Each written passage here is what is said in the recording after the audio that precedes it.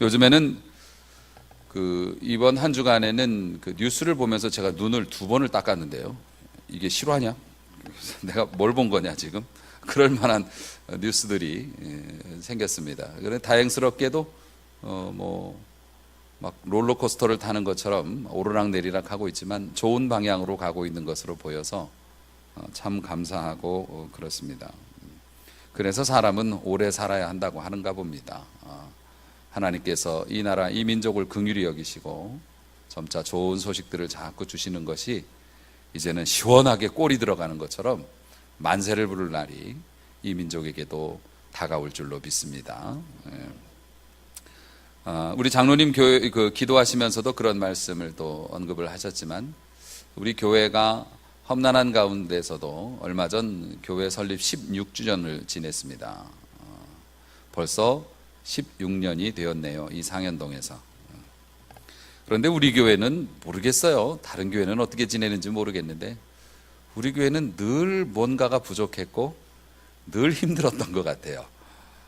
하나님의 크신 은혜가 있었지만은 우리들이 이제 체감하는 거는 늘 아쉽고 뭔가가 부족하고 쪼들리고, 그런데 끊임없는 하나님의 은혜 그리고 돌봐주시는 그 신실하심 때문에 오늘 이 자리에 우리는 이렇게 자랑스러운 모습으로 앉아있게 된 것이죠. 너무 감사하죠. 이제 우리는 상현동 성전 시대를 마감하고 또 하나님께서 주시는 새로운 장소를 기대하면서 준비하고 있습니다. 사실 새로운 성전터를 찾는 것은 쉽지 않은 일이더라고요. 그리고 이러한 것은 안정된 환경에서 또 이렇게 편안한 환경에서 지내던 우리 성도들에게는 또 다른 도전과 시험이 되는 것이기도 해서 사실 그런 점은 목회자로서 여러분들에게 안타까운 마음이 또 있기도 합니다. 그래서 우리 성도들 그러한 도전과 시험을 잘 이겨내게 해달라고 또 저는 밤마다 하나님 앞에 엎드리고 있고요. 그런 의미에서 이제까지 우리 교회를 통해서 역사하셨고 또 앞으로도 역사하실 하나님의 손길을 말씀을 통해서 살펴보는 것은 매우 중요한 일이라고 생각을 해서 오늘 말씀이 준비되었습니다. 제가 기도를 하면서 우리 교회를 바라보고 우리 성도들을 바라보면서 기도하면서 이렇게 받은 감동은 마치 우리 교회의 지난 날의 삶과 앞으로의 여정이 애굽에 있었던 이스라엘 백성과 같다라고 할 정도로 닮은 점이 많더라고요. 우리 교회는 16년 전에 지금 눈에 보입니다. 저 위에 있는 상가 4층에 엘리베이터도 없는 4층에서 정말 아무도 없이 개척이 시작이 됐죠. 개척해서 6개월, 5개월, 6개월 동안 등록 성도가 하나도 없었으니까요. 그냥 사모하고 저하고 저희 어머니하고 그리고 나 몇 개월 있다가 우리 유상욱 목사님 그때 아기 전도사로 이렇게 와서 있었습니다. 그렇게 해서 시작된 연약한 교회, 상가 50평도 안 되고 실평수는 30몇 평 되는 그런 교회에서 하나님께서 은혜 주셔서 성도들이 모여주었고 많은 분들이 또 이곳에 계십니다마는 그렇게 신실한 믿음의 성도들이 함께 했고 정말 하나님의 기적 같은 역사로 지금 현재 이 성전터로 내려오게 됐죠. 거의 10배가 늘어난 거였어요. 사실 우리가 돈이 있어서 돈으로 이 성전을 산 것도 아니고 하나님의 역사로 10배가 넘는 땅으로 이렇게 내려오게 됐는데요. 그런데 그런 모습들이 마치 70명도 안 되는 작은 한 줌의 무리가 애굽이라고 하는 광대한 땅으로, 고센이라고 하는 땅으로 들어간 것과 같더라고요. 참 애굽은 넓고 좋았습니다. 문화가 있는 곳이었고 갖추어진 다 환경이었고 우리도 여기 내려와 보니까 광활하더라고요. 정말 좋았죠. 그런데 애굽은 쉬운 곳이 아니었듯이 우리도 이곳에 내려와서 얼마 되지 않아 어려움을 겪습니다. 사실 재정 문제보다 우리 교회에 더 어려웠던 것은 부교역자로 인한 교회의 어려움이었어요. 그것으로 인해서 한참 성장하던 교회가 꺾였고 또 그 일이 우리 교회에게는 지금까지도 아픔으로 남아 있죠. 기억하고 싶지도 않은 일이기 때문에 넘어가겠습니다만, 그리고 우리 교회를 하나님의 뜻이 있는 알찬 교회로 만들기 위해서 우리가 결단을 하고 추진을 했던 일이 우리의 예상대로 풀리지 않으므로 재정적인 압박을 수년간 받아왔습니다. 우리가 그런 압박을 받고 이렇게 좀 분위기가 침체되어 있는 상황에서 느끼는 감정은 부자유였습니다. 자유스럽지 않은 거였어요. 시원하게 하나님의 일을 감당하지도 못했고, 그저 하루하루 한 달 한 달 생존에 급급했던 그런 것들 때문에 정말 마음이 있어도 뜻대로 한번 뭘 해보지도 못했고, 뭐 이렇게 펼쳐보지도 못했고, 하여튼 그랬습니다. 항상 마음이 그렇게 눌려 있는 상태였죠. 교회 상황이 이런데 이런 건 해서 뭐하나, 이런 것들 때문에 애굽에 있는 백성들도 환경은 좋았을지 모르지만 애굽 사람들의 어떤 압제와 핍박, 그 구조적인 어려움 때문에 이 사람들은 자유가 없이 살았잖아요. 뭘 해볼 수도 없었고 뜻을 펼칠 수도 없었고 그랬습니다. 우리 교회도 그런 비슷한 과정을 겪었던 것 같아요. 재정적인 문제로 인해서 온 성도가 함께 고통을 받았고 큰 짐들이었지만 이걸 나누어지며 하루하루 살아왔는데, 그 멍에를 벗기 원하며 기도하고 그렇게 버텨왔죠. 이스라엘 백성들도 그 부르짖음이 있었고, 어느 날 하나님께서 그 부르짖음을 들으시고 길을 열어주셨어요. 기적에 기적을 더하셔서 이스라엘 백성을 꺼내어 주셨죠. 해방시켜 주셨고, 우리도 얼마 전에 그렇게 됐습니다. 할렐루야. 기적 위에 기적 이라고밖에는 설명할 수 없는 그러한 일들을 통해서, 희한한 하나님의 역사를 통해서 우리가 꿈꾸고 소망했던 그날을 가감없이 보게 해주셨어요. 가만히 보면 하나님께 우리 기도 다 들어주셨어요. 기적 위에 기적을, 너무 지쳐서 지금 뭐 아멘 안 하는 거예요? 뭐예요? 아는데 나 지금 너무 기진맥진해서 대답 못해요. 그러는 거예요. 기적 위에 기적을 하셔서 풀어주셨어요. 할렐루야. 그렇게 되었는데 이스라엘 백성들도 기적 위에 기적을 더하셔서 탈출했죠. 자유를 얻었어요. 자유를 얻고 나서 첫발 내디딘 데가 어디입니까? 광야. 우리도 그것을 벗어나서 새로운 성전터를 위해서 준비하면서 우리가 첫발 내디딘 곳이 광야더라고요. 해방은 됐지만 환경은 열악하게 돼버렸어요. 우리도 역시 그렇고요. 그런데 여러분, 광야가 이스라엘 백성의 종착지는 아니죠. 우리도 우리들 앞에 놓여있는 환경적인 어려움이 종착지가 아닌 줄로 믿습니다. 그들은 가나안에 들어갔고 우리도 하나님이 주시는 가나안, 그게 뭐 편안한 환경이라기보다는 교회가 교회되고 하나님 앞에 마음 먹고 소원하는 것을 거침없이 일할 수 있는 그런 교회로 완성시켜 주실 것이라고 우리는 믿습니다.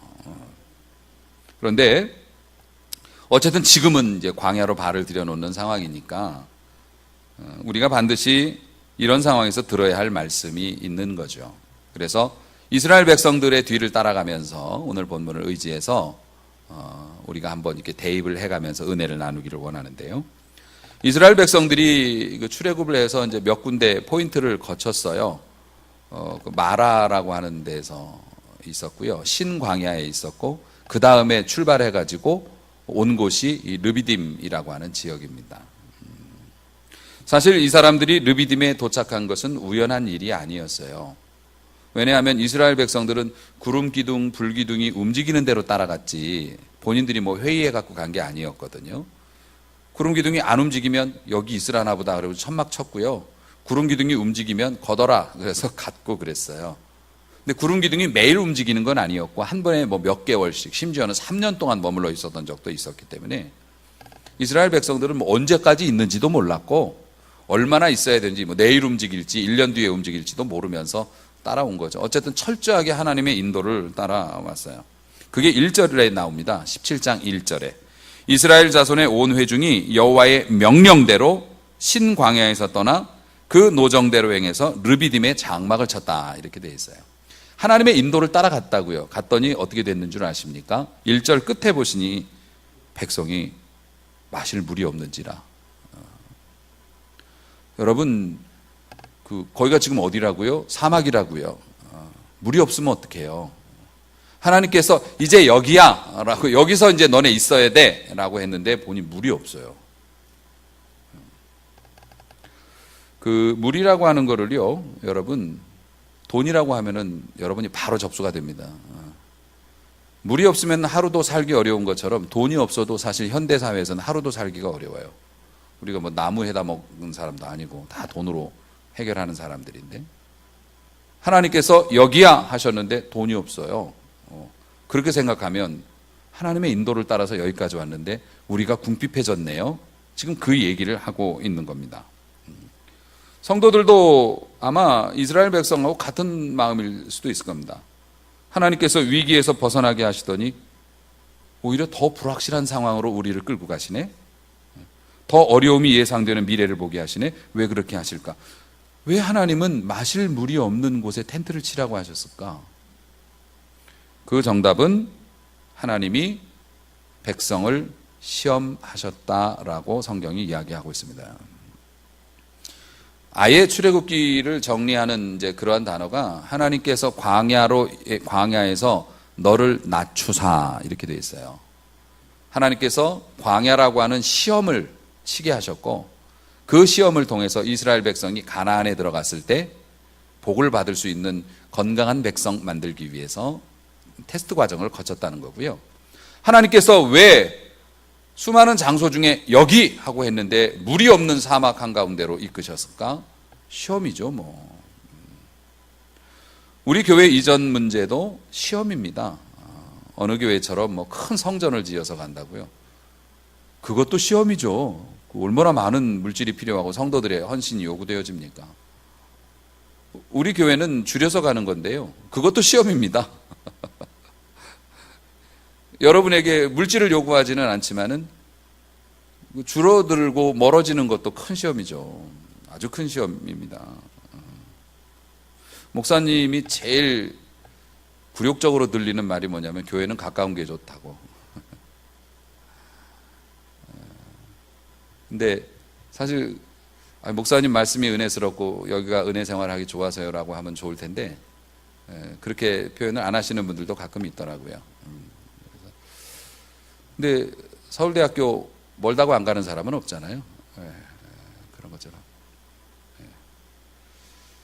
자, 어쨌든 백성을 시험하시려고 메마른 곳으로 인도하셨다. 시편 81편 7절에서 정확히 묘사합니다. 무리바 물가에서 너를 시험하셨도다. 하나님이 시험하시려고. 하나님은 이스라엘 백성에게 쉬운 길을 허락하지 않으셨죠. 마라라고 하는 지역에 처음에 갔을 때 시험이 있었습니다. 뭐였을까요? 연못이 있길래 그래 이런 장소지 하면서 가서 물을 떠다 먹었는데 물이 써. 그러니까 화는 2배로 됐죠. 아니 물이 없으면 차라리 없지, 있는데 써. 이걸 먹으라고 지금 뭐 여기 우리 뭐 이거 먹고 죽으라고? 하나님을 원망하고 단골 레파토리 막 나오죠. 우리를 왜 끌어내갖고 이 고생하고 여기서 다 죽게 됐다고? 하나님께서 한 나무를 물에 던지게 하시니 쓴물이 변하여 단물이 되었죠. 그 다음에 신광야에 갔어요. 신광야로 가라 그래서 거기에 다 이러고 있는데 슬슬 소리가 나옵니다. 애굽에서 지고 온 양식이 다 떨어진 거예요. 그리고 이제 여기 편의점도 없고 뭐 농사를 지을 상황도 아니고 그런 땅도 아니고 이동 중이고 먹을 거는 없고 사 먹을 데도 없고 200만이나 되는 사람이 이거 어쩌라는 거냐고 거기서 난리가 났습니다. 신광야에서도 시험 들었죠. 그때 신광야에서 하나님께서 어떻게 하셨는 줄 아십니까? 백성 중에 만나를 내리사. 그 만나는 40년간 공급이 됐고 가나안에 들어가서 딱 들어서는 순간 그 만나가 끊어졌죠. 가나안 거를 먹을 수 있게 된 순간에 하늘의 신령한 양식인 만나가 신광야에서 주어졌습니다. 이쯤이면 눈치채야 되는데 물이 바로 딱 왔는데 물이 없어요. 이것도 또 시험이죠. 하나님께서는 그렇게 단계별로 시험을 하셨어요.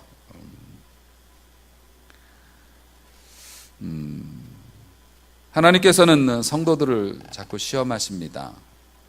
그 시험하시는 이유가 뭐냐면 너 자신을 알라라고 시험을 하시는 거예요. 성경에서 묘사된 바로 하면 하나님께서 우리가 순종하는지 안 하는지 아시려고 시험하신다고 그러잖아요. 그런데 하나님은 전능하시죠. 우리가 태어나기도 전부터 우리의 이름을 부르셨고, 우리가 아기 뱃속에서 선이나 악을 행하기도 전에 하나님께서 우리는 사랑할 자와 미워할 자로 구분하셨고, 우리의 이름을 기억고 부르셔서 우리를 이곳에, 우리의 머리카락 개수도 세시고요, 지금도 저 먼 산에서 이름 없는 새 한 마리가 떨어지는 것도 아시고, 들에 있는 꽃 한 송이를 돌보시는 하나님, 우리들이 어떤 존재인지 모르실까요? 아시죠? 아담아 아담아 네가 어디 있느냐라고 말씀하신 것이 나 못 찾겠어 그겁니까? 네가 지금 어디 있는지 좀 봐라 임마, 네 꼴을 봐라, 이 말씀이죠. 하나님이 우리를 시험하시는 거는 우리가 순종하나 안 하는가 이렇게 살펴보시려고 하는 게 아니에요. 이미 아세요. 근데 우리더러 너 자신을 알라고. 너 이런 어려움 생기니까 안색 바뀌는 거 봐. 너 네가 그래. 정신 차려야 돼. 하나님께서 우리를 시험하시는 이유는 우리 자신의 모습을 우리에게 보여주시려고 시험을 하시는 거거든요. 백성들은 시험을 통과하면서 아마 마라에서 쓴물 때문에 하나님 막 욕하고 그랬던 사람이 갑자기 단물로 변하는 걸 보면서 이럴 줄 알았으면 욕하지 말걸 부터 시작해서 하나님이 하시는 거구나, 함부로 원망하면 안 되는 거구나, 일의 결과는 끝까지 가봐야 하는 거구나, 광야에서 만나가 내리는 걸 보면서 와, 하나님이 하시는 거는 우리가 생각도 못하는 방식으로 해결해 주시는구나, 그러니까 원망하면 안 되는구나, 이렇게 배워가는 거거든요. 나는 그런 존재였어. 이게 점점 배우라고 시험을, 학생들 공부할 때 시험 치는 것도 마찬가지잖아요. 시험을 쳐봐야 내가 이거 못 푸는 거구나, 내가 풀 줄 알았는데 시험 봐보니까 이거 내가 못 푸는 문제였네, 그래 공부하고 실력이 올라가는 것처럼 그렇게 단계적으로 시험을 우리에게도 그렇게 하시고요. 우리의 마음속에 뭐가 들어있는지, 참된 믿음이 있는지 없는지, 하나님을 진짜 사랑하기는 하는 건지, 하나님의 말씀에 순종하고자 말로만 하는지 진짜로 순종하는지 확인해 보라고, 네가 어떤 존재인지 시험하시는 거죠. 사람들은 말해요. 여자에게 돈을 뺏어보라. 부자로 살던 여자가 가난해지면 그가 남편에게 대하는 태도를 보면 그 여자의 본심을 알 수 있다, 이렇게 얘기해요. 남자에게 돈과 권력을 주어봐라. 평소에 겸손하고 온유하던 사람에게 돈과 권력을 주어보면 그 남자의 인격이 드러난다, 그렇게 얘기했습니다. 그게 시험이잖아요. 돈을 빼앗거나 권력을 주거나. 그러니까 우리가 어려운 것도 시험이지만 부해지는 것도 사실은 시험이죠. 사랑하는 성도 여러분, 우리 마음속에 뭐가 들어있는지, 하나님을 사랑하기는 하는 건지, 하나님의 말씀에 순종하는지, 현재 교회의 상황을 통해서 하나님은 또 우리 자신을 드러내게 하시죠. 환경의 문제는 하나님이 해결해 오셨고 앞으로도 해결해 주실 것입니다. 할렐루야. 그럼 우리는 그렇게 생각하죠. 이렇게 결론이 날 줄 알았으면 괜히 화냈나 봐, 괜히 삐졌나 봐, 괜히 그렇게 말했나 봐, 하나님이 이렇게 알아서 해주시는데, 또 우리가 그렇게 하면서 또 배워나가는 겁니다. 어쨌든 오늘 말씀을 이렇게 듣게 된 것은 지금 이 순간입니다. 과거에 여러분이 어떤 상황이었던지 앞으로는 좋은 방향으로 나아가라 하는 하나님의 배려라고 우리가 받아들여야 하겠죠. 자, 본문으로 한 걸음 더 들어갑니다. 시험에 노출되었던 이스라엘 백성, 그들의 반응을 한번 봅니다. 여기서 반응은 두 가지로 나눠요. 하나는 이스라엘 백성의 반응이고 하나는 지도자였던 모세의 반응. 이스라엘 백성들은 다퉜습니다. 이런 어려움 앞에 놓여지니까 다퉜어요. 누구랑 다퉜냐면 모세하고 다퉜어요. 모세가 생명의 위협을 느낄 정도였으니까. 그들이 나에게 돌을 던질 것 같습니다. 좀 있으면. 이전에 개역 한글에서는 돌질하겠나이다 그랬어요. 돌질이 더 리얼한 건데, 돌을 던진다는 게 뭐 조약돌 던지는 게 아니라 돌로 패 죽인다는 뜻입니다. 그 사람은 돌로 죽이는 걸 좋아하거든요. 모세가 백성들한테 린치를 당할 지경에 됐다는 거예요. 두려움이었어요. 이스라엘 백성들이 얘기한 건 그겁니다. 네가 책임져라. 너 때문에 여기 나온 거니까 네가 책임져라. 모세는 얘기합니다. 왜 나냐고. 하나님 뜻 따라 나온 거지. 너희들이 나보고 나온 건 아니지 않느냐. 이제 이러면서 다툽니다. 2절 말씀 보세요. 백성이 모세와 다투어서 말합니다. 우리한테 물 주라고. 모세는 말합니다. 너희가 어찌하여 나와 다투느냐. 나더러 물을 달라느냐. 그건 하나님을 시험하는 거다. 이렇게 항변을 합니다. 사실 사람이 어려움에 빠지게 되면 주변을 탓하게 되죠. 너 때문에 이렇게 됐다고. 그거는 온전한 해결책이 될 수는 없습니다. 어쨌든 백성은 그랬습니다. 또 하나, 인내하지 못했어요. 그들의 지난 과거를 보면 애굽에서 10가지 재앙부터 시작해서 홍해를 쪼갠 일부터 시작해서 쓴 물이 있으면 원망을 했지만 단물로 바꿔주셨고, 굶주리고 있으면 만나를 주셨고, 그 만나는 지금도 내려서 아침마다 퍼다 먹거든요. 하나님께서 잊어버리지 말라고 저축을 못하게 하셨어요. 그 당시에는. 만나는 이틀 거 가져오면 반드시 썩었다고요. 그날 먹을 것만 딱 퍼다 먹는 거예요. 안식일이 되면은 일을 하면 안 되니까 그날만 2배. 기가 막히죠. 백성들이 그 말 들을 것 같아요? 우리 같아도 안 듣겠다. 가가지고 그냥 바켓으로 모조리 퍼다 놨다가 벌레 생겨가지고 아주 난리 났었죠. 그리고 나서 매일 아침 나가서 먹습니다. 아이, 불편하게. 하나님께서는 이거 매일매일 퍼다 먹으면서 기억하라. 잊지 말아라. 너희들이 수고해서 먹는 거 아니다. 깨달아라. 그 만나도 먹었어요. 그렇게 왔는데 물이 없으면 그간의 생각으로 딱 봤을 때, 물이 없네? 그러면 지난번에도 해결해 주셨고 또 해결해 주셨으니까 요거는 어떻게 해결해 주실라나? 보통은 그런 기대를 할 법도 하지 않나요? 근데 여지없이 화를 냅니다. 목사님 나오라고 이리. 왜 우리를 이런 데로 끌고 와가지고. 모세도 답답하죠. 구름 기둥이 갔는데 따라간 것일 뿐인데 왜 나더러 물 달라고 그러냐고. 모세도 답답합니다. 미리 단정하고 원망하고 불평하는 그러한 모습들. 이제까지 인도해 주신 하나님을 생각하면 조금 더 기다려 볼 법도 한데, 기대해 볼 법도 한데 그러지를 못했네요. 또 하나 중요한 내용인데 하나님을 시험했어요. 우리가 2절 말씀 보았죠. 맨 끝에 너희가 어찌하여 하나님을 시험하느냐. 시험하느냐는 우리말로는 하나님을 분노하게 하느냐라는 뜻이에요. 왜 분노하게 했냐면 오늘 읽은 본문의 7절 끝에 그들이 여호와를 시험하여 이르기를 여호와께서 우리 중에 계신가 안 계신가. 요건 빈정됐거든요. 아침에 만나 퍼다 먹고 공짜로 만나 퍼다 먹고 있으시면서 하나님이 계시기나 한 거야. 물이 없네. 하나님이 계신 거야 안 계신 거야. 계신데 이런 식으로 하나? 하나님이 분노하셨다고. 하나님을 시험했어요. 어디서 감히 하나님을 시험합니까? 우리의 삶의 모든 것이 주께로부터 왔음을 고백하면서 하나님을 시험했어요. 도발을 했다는 겁니다.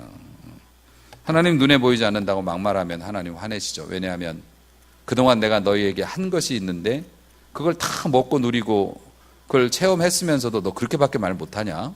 하나님이 화내신다는 거예요. 사실 하나님께서 이스라엘 백성에게 엄청난 기적 주셨고 우리가 겪은 기적도 말하자면 3일 밤낮을 얘기해야 돼도 과언이 아닙니다. 정말 우리 생각에는 상황이 그랬어요. 한 발만 더 가면 낭떠러지야. 그 다음엔 떨어지는 건 이제 걷잡을 수 없어. 아무도 막을 수가 없고. 그런 상태였습니다. 한 걸음만 삐끗하면 중심 잃고 넘어가면 그 다음에는 잡을 도구도 방법도 아무것도 없었어요. 그런 상황에서 밤 12시 이전까지 해결을 봐야 되는 상황. 무지하게 뛰어다녔네요. 저도 광교 이쪽 저쪽. 성도들이 그렇게 고통받았는데 정말 이제는 방법도 없어요. 집에 있는 물건까지 다 내다 팔았어요. 차도 팔았어요. 아무것도 없어요. 성도들도 더 이상 어떻게 할 수가 없어요. 방법이 없어요. 시간은 다가와요. 이제 끝인가. 새벽에 눈물 흘리며 기도하고 있는데 헌금 봉투 안에 뭐가 불룩한 게 들어왔어요. 어떤 다른 교회 성도님이 제가 뭐 어렵다고 얘기한 적도 없는데 금목걸이 하나를, 저는 금을 사본 적이 없는 사람입니다. 금을 살 일이 없죠. 살 돈도 없었고. 그 금값이 얼마인지를 잘 몰랐어요. 이게 보면은 이게 어머니들은 이렇게 딱 들어보면 이게 몇 돈이네 뭐 이런 걸 알잖아요. 잘 몰라서 그래도 조금이라도 보탤 심산으로 교역자 시켜서 이거 빨리 가서 좀 파세요. 헌금하셨어요. 금액이 적지 않더라고요. 금값이 그렇게 비싼 줄 몰랐습니다. 그 소식이 우리 성도들에게 들려지니 확 힘을 내셨습니다. 그래서 또 십시일반에서 그 달을 넘어갔어요. 이런 거 기적 아닌가요? 여러분들 표정 보면 기적이 아닌 것 같아. 근데 저는 기적이라고 생각해요. 또 어떤 때도 또 절박했습니다. 그런데 지칭찬하는데 또 어디로 없어졌네. 우리 반주자 오현 군이 군인이었을 때 휴가 나와가지고 1년 동안 군인 봉급, 그 알량한 군인 봉급, 지금 오르기 전이니까 더 적었죠. 그거를 떼어가지고서 하나님 앞에 올립니다. 그 마지막 날. 그 소식이 성도들에게 전해지니 또 성도들이 지쳐 일어났다. 또 떨쳐 일어나서 어떻게 해가지고 그 달을 또 막았습니다. 정말 절박하고 이제 진짜 방법이 없어. 매달 그랬던 것 같아요. 진짜 방법이 없네. 어느 날 우리 장로님 다니시는 회사 사장님이 기부할 곳을 찾는다고. 뭘 찾아 우리가 있는데. 그러셔서 적지 않은 금액을 또 기부해 주셔가지고 몇 개월을 또 그걸로 은혜로 버티고. 이렇게 해서 기적을 본 게 60번입니다. 뭐 어떻게 더 해야 됩니까? 매달 이런 식이었습니다. 혀를 내둘렀습니다.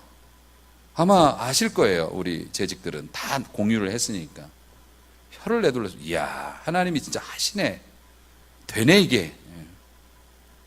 끝도 없는 일들을. 그러면서도 마당에서 고기 구워 먹으면서 우리 잘 지냈습니다. 물론 실족하고 떠나신 분들도 있지만은 우리 성도들 그 마음으로 모여서 미래가 보이지 않는데도 마음이 허전할 때는 고기가 제일이요. 그러면서 그냥 그러고 잘 지냈습니다. 그리고 하나님께서 기적 위에 기적을 더하셔서 계약의 과정을 다 마치게 하시고 하나님께서 이제 우리 교회와 성도들의 운명이 타인의 손에 의해 결정되는 상황에서 벗어나게 하셨어요. 할렐루야. 그러면 우리 앞에 어려운 일이 또 있을 때 그렇게 하신 하나님이 우리 하나님인데 상황은 암담하지만 안 도와주시겠나 기대하면 되는데 원망하면 안 되죠. 성도들의 삶 가운데 어려운 시험은 얼마든지 있을 수 있습니다. 하나님께서는 중간고사도 보게 하시고 기말고사도 보게 하시고 쪽지시험도 보게 하십니다. 성도들의 삶은 뭐 여러분들이 이 교회에 있던 어느 다른 교회에 있던 다 마찬가지. 시험은 언제나 오죠. 다양한 방식으로. 그러면은 이런 시험 상황에서 이스라엘 백성의 반응을 배우면 낙제하실 거예요. 모세의 반응을 배워야죠. 모세는 아주 단순했습니다. 모세는 딱 두 가지로 반응했어요. 하나는 백성들한테 막 해댔습니다. 모세가 이스라엘 백성들의 말을 듣고 막 책망을 했어요. 동조하지 않았어요. 기죽지도 않고요. 너희가 날마다 기적을 경험하면서 어떻게 이렇게 불신앙적인 말을 하냐고 돌 맞아 죽을 뻔하면서도 할 말을 했습니다. 그런데 여러분, 모세는 그 온유함이 온 지면에 있는 사람보다 승하였다. 모세가 부드럽고 온유한 걸로는 세상 모든 사람 다 이겨먹었다라는 뜻이에요. 그런 모세가 불신앙적인 말 앞에서는 그건 아니죠 라고 얘기를 했다는 거예요. 이게 지도자의 덕목이고 또 복받을 사람의 덕목이죠. 여러분, 부드럽다고 그래서 아무한테나 막 굽실굽실하면 안 됩니다. 불신앙적인 상황이나 하나님을 모욕하거나 어떤 그런 앞에서는 정색할 줄 알아야지. 그게 진짜 사람이고 그런 목사가 돼야 하죠. 목사조차 환경에 따라가고 힘에 따라가고 분위기에 따라가서 해야 할 말도 못한다면 그건 목사라고 말할 수 없죠. 여러분의 목사가 그런 목사 되지 않기를 위해서 여러분 기도하셔야 돼요. 어쨌든 모세는 그렇게 아무리 형편이 어렵고 분위기가 이상하고 뭐 불합리해도 하나님 앞에서 그렇게 말하면 안 되지라고 그런 거는 해서 온유함을 넘어서서 그리고 결정적으로 기도했죠. 백성이 내게 돌질하겠나이다. 돌 던지겠습니다라는 상황은요. 도피해야 될 상황이에요. 인간은 위기를 느끼면 피하려고 합니다. 저의 일생의 몇 가지의 기도 제목 중에 또 하나가 도망가지 않는 목사 되기 원합니다 했어요. 저도 성장하면서 교회가 어렵거나 막 책임질 일이 생기면 미국에 공부하러 간다고, 공부하러 가는 거 아닌 것 같은데 공부하러 간다고 가시는 분들 많았어요. 예전에 저희 사모도 개척교회 섬겼는데 교회가 너무 어려워지니까 목사님이 공부한다고 가갖고 안 왔어요. 그래가지고 우리 사모가 목회를 했어요. 대학생이. 그 사모님이 목사님 따라가기 전에 우리 사모 불러놓고 우리가 이렇게 가서 안 올 거야. 그러니까 선생님이 잘 좀 해주세요. 이래가지고 한동안 그런 상황도 있었습니다. 그런 사람은 되지 말자. 아무리 어려워서 다 뿔뿔이 흩어져도 맨 마지막까지 십자가를 들고 서 있는 주의 종이 되게 하소서. 이게 저의 기도 제목이에요. 비겁하게 도망은 가지 말아야지. 모세가 그랬거든요. 모세는 도망가기보다는 돌에 맞아 죽더라도 기도하다 맞아 죽자 하고 엎드렸어요. 우리가 배워야 할 반응이 그런 거죠. 여러분, 급하고 무섭다고 도망가는 교회, 도망가는 목사, 도망가는 성도가 아니고 급하고 무섭고 어려울수록 하나님 앞에 엎드리는 성도가 될 수 있기를 주의 이름으로 축원합니다. 도망은 편해질 때 가셔도 돼요. 자, 여러분, 우리가 하나님을 찬송해야 될 많은 이유가 있지만 우리가 오늘 말씀 속에서도 하나님을 찬송할 이유를 찾습니다. 마라에서도 백성들이 원망했어요. 여호와를 시험했다고요. 뭐하러 나오게 해가지고서 아주 배은망덕도 이만한 게 없죠. 그런데 하나님은 물을 단물로 바꿔주셨죠. 신광야에서도 하나님을 원망하고 저주했어요. 그런데 만나를 주셨죠. 이곳에서도 하나님을 원망하고 하나님을 분노케 했어. 그런데 하나님은 어떻게 하시냐면 반석을 쪼개서 물을 내려주십니다. 하나님께서 모세가 기도하니 응답을 하셨어요. 출애굽기 17장 5절 6절 말씀이에요. 이것을 여러분과 함께 읽기를 원해요. 출애굽기 17장 5절 6절 같이 읽습니다. 여호와께서 모세에게 이르시되 백성 앞을 지나서 이스라엘 장로들을 데리고 나일강을 치던 네 지팡이를 손에 잡고 가라. 내가 호렙 산에 있는 그 반석 위 거기서 네 앞에 서리니 너는 그 반석을 치라. 그것에서 물이 나오리니 백성이 마시리라. 모세가 이스라엘 장로들의 목전에서 그대로 행하니라. 아멘. 아멘. 하나님께서 백성들 앞에를 지나가라 그래요. 그러니까 네가 굴하지 않는다는 걸, 믿음으로 한다는 걸 백성들 앞에 보여줘라. 낙심하지 않았다는 걸 보여줘라. 그 다음에 장로들을 데리고 가라 그래요. 장로들은 하나님께서 백성들을 통제하고 백성들을 지키고 또 백성들을 돕기 위해서 세운 주의 종들이잖아요. 교회 중직자들 함께 해라. 혼자 하지 말고 중직자들과 같이 의논하고 같이 가고 같이 움직여라. 그래서 장로들을 데리고 그곳으로 가라고 합니다. 그곳에 가서 아무 바위나 휘두르지 말고 옛날 은혜 받았던 그 은혜의 막대기로, 그게 순종이죠. 순종. 어디를 하나님이 서 계신 바위를 쳐라. 하나님의 뜻대로 움직이라. 아무데나 내가 뭐 할 때 요건 물이 나오게 생겼어. 그게 아니고 하나님의 뜻이 있는 곳에서 움직여라. 하나님의 뜻대로 행하라. 막대기로 바위를 치면 바위가 깨질까요? 막대기가 깨질까요? 당연히 막대기가 깨지지 바위가 깨지나요? 근데 바위가 깨진다고요. 그게 하나님이 하시는 일이고 하나님이 지금까지 우리에게 하셨던 일이고 하나님이 앞으로 우리 앞에서 하실 일인 줄로 믿으시기 바랍니다. 반석이 터져서 물이 나옵니다. 근데 그 물이 200만 명이 쓸 생활용수예요. 그러면 수도꼭지같이 쫄쫄 나와서는 안 되죠. 고고학자들은 그 반석이 지금까지 물을 내고 있다고 하는데 저는 성지순례를 못 가봐갖고 못 봤습니다. 못 본 건 못 봤다고 얘기해야죠. 어쨌든 그 반석에서 물이 너무 넉넉하게 나와가지고요. 그것을 그 시편 78편에서 이렇게 고백합니다. 광야에서 반석을 쪼개시고 매우 깊은 곳에서 나오는 물처럼 흡족하게 마시게 하셨고 바위에서 시내를 내사 물을 강같이 흐르게 하셨다. 근데 그 다음 절이 기가 막혀요. 그러나 그들은 계속해서 하나님께 범죄하여 메마른 땅에서 지존자를 배반하였다. 그들의 결론은 그렇게 냈습니다마는 하나님은 강같이 반석에서 쪼개서 흡족한 은혜를 주셨어요. 더 놀라운 고백, 114편 8절이었는데요. 그가 반석을 쳐서 못물, 못이라는 건 호수, 연못을 말하죠. 반석을 때렸더니 이게 호수의 물로 변하고요. 차돌로 샘물이 되게 하셨도다. 차돌은 돌 중에서도 딱딱한 돌을 차돌이라고 그래요. 그 딱딱한 돌이 샘물로 변하게 하셨도다. 할렐루야. 하나님은 참 극적인 걸 되게 좋아하시잖아요. 차돌을 샘물로 만드신 하나님께서 우리 안 도와주시겠어요? 여러분 안 도와주시겠습니까? 여러분 가정에 애타는 기도 제목, 자녀들을 향한 눈물의 기도, 여러분의 고민과 잠 못 이루는 한숨에 대해서 심지어 여러분이 원망하는 것까지도 다 들어주시는 하나님이시잖아요. 원망해도 차돌을 샘물로 만드시는 하나님. 이야, 기가 막힌 하나님의 은혜죠.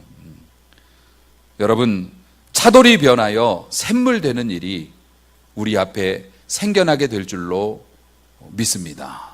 저는 믿음으로 그렇게 고백하고요. 여러분, 앞으로도 시험 당할 일이 있겠죠. 교회가 멀다고, 그건 제가 경험했어요. 저 눈에 보이는 저 위에서 이렇게 넓은 성전으로 내려왔는데 그게 멀다고 안 오신 분이 있었거든요. 굉장히 놀랐어요. 그때 생각이 뭐였냐면, 야, 맛있는 밥 먹으러는 멀리 갔다 온 게 자랑이잖아요. 나 어디까지 가서 먹고 왔다. 어디 막 힘든 데 가서 밥 먹고 맛있는 밥 먹고 왔다. 밥 먹고 온 게 자랑인데 나는 멀리까지 가서 예배 드렸다. 이건 왜 자랑이 안 되지? 왜 예배는 조금만 멀어지면 그렇게 싫어하시는지. 그리고 되게 그런 거 싫어서 교회 못 나오겠다고 하는 분들은 자주도 안 나와요. 일주일에 딱 한 번 나오시는 분들이 거의 대부분이에요. 교회 성도들의 통계상 대한민국 교회 성도들의 90%가 일주일에 예배 한 번 드리시는 분들이에요. 그런데 교회 멀다고 안 나오시는 분들이 되게 그 중에서 나와요. 그런데 우리가 하나님께로부터 무언가를 받고 하나님이 우리의 복의 근원이라고 고백을 하면서 우리가 그런 식으로 행동하면 도대체 뭘 기대를 하는 건지, 그건 이게 안 맞잖아요. 너무. 사랑하는 성도 여러분, 뭐 그것뿐이겠습니까? 뭐 여러 가지 시험 당할 일이 교회 안에서도 있을 거고 앞으로도 있습니다. 르비딤이 종점이 아니고 가나안이 종점이잖아요.